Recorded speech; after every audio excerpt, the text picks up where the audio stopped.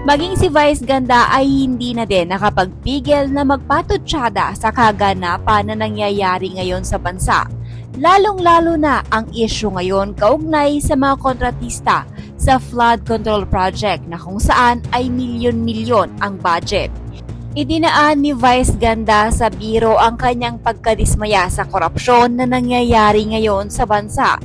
Sa social media nito, nag-upload dito ng larawan na kung saan ay salo-salo sila magkumakain sa Airbnb nito sa London.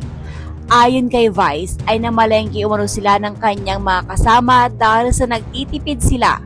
Sa katunayan nga daw, ay ininit-init na lamang daw nila ang adobong kanilang inuulam.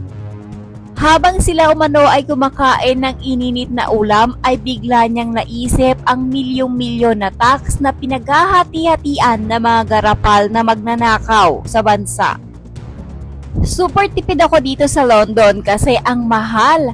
Kaya namalengke na lang kami nung first day at nagluto dito sa Airbnb.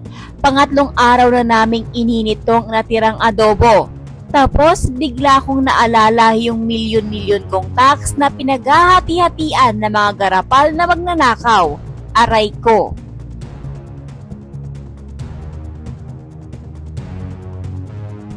Samantala, hindi na makikita ang post na ito ni Vice Ganda sa kanyang social media. Hindi naman malinaw kung anong dahilan kung bakit agad na binura ito ni Vice. Narito naman ang ilan sa mga naging komento ng netizen kaugnay sa buradong post na ito ni Vice Ganda. Vice is one of the top taxpayer artists naman, so valid naman siguro post niya, but yeah, not like other people na hikahos talaga sa buhay.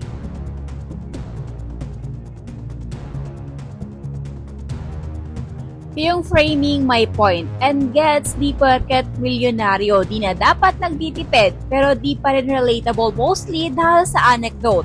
Oo, affected sila dahil nagbabayad naman din talaga siya ng tax pero di nakatulong yung London Kemerut niya sa point na gusto niya ipahiwatig.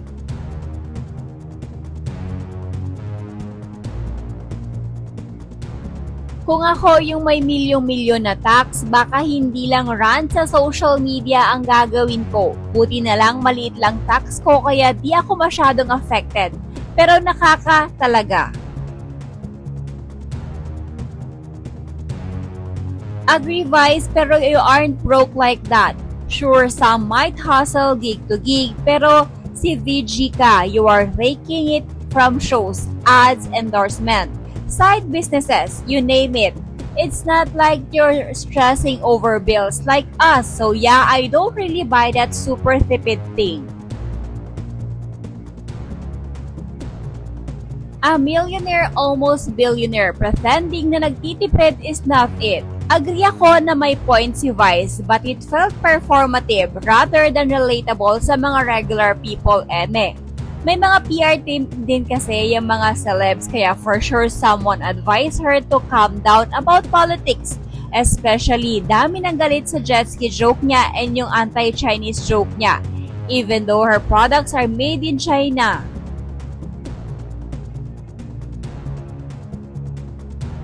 Tama naman siya, walang exemption kung mayaman siya or mahirap. Ang iba kasi pare-pareho nagbabayad ng tax and she have the right to complain like everyone else.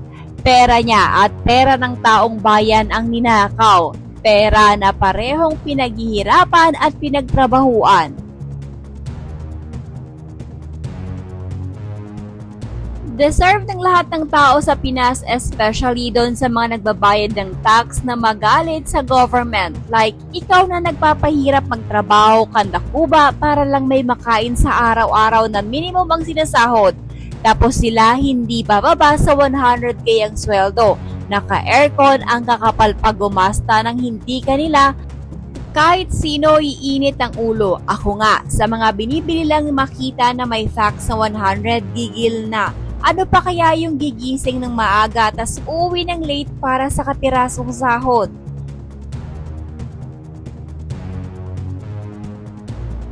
Bilang isa sa pinakamalaking binayad na tax sa QC, iinit naman talaga ulo ni Meme. Ang dami niya nakuha na bashing sa pagbili niya ng Tesla tapos yung mga kawatan nakakalampas. Medyo tone deaf kasi considering na maraming naghihirap talaga sa Pilipinas at hikaho sa buhay pero nagbabayad pa rin ng taxes.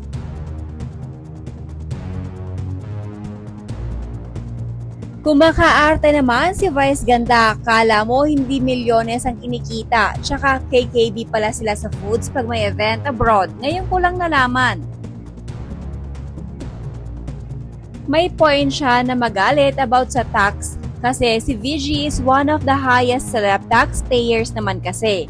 Iba habol sa kanya ng BIR over a decade ago.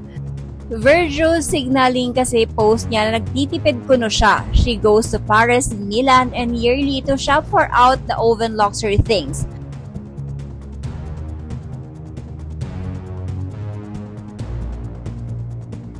Laki ng bayad ng casino sa kanya, nagtitipid, sympathizing lang yan sa current situation, 10 million offer per post sa ibang content creator. Ano pa sa kanya? Ayaw niya muna makisali since may show pa sila sa London, baka pagbalik ganun. Kasi kahit friend naman ay ni-real talk niya din like MC. So tingin ko hindi siya patinag sa ganyan na dahil may friends, family, let's see. Malay mo mag-post pa siya ulit.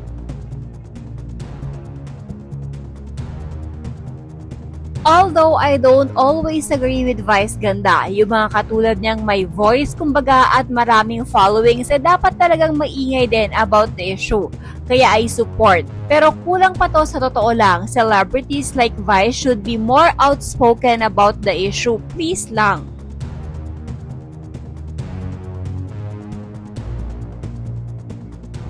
Ituloy ang pagtalak. It will help us to shame these corrupt politicians in 2028 election.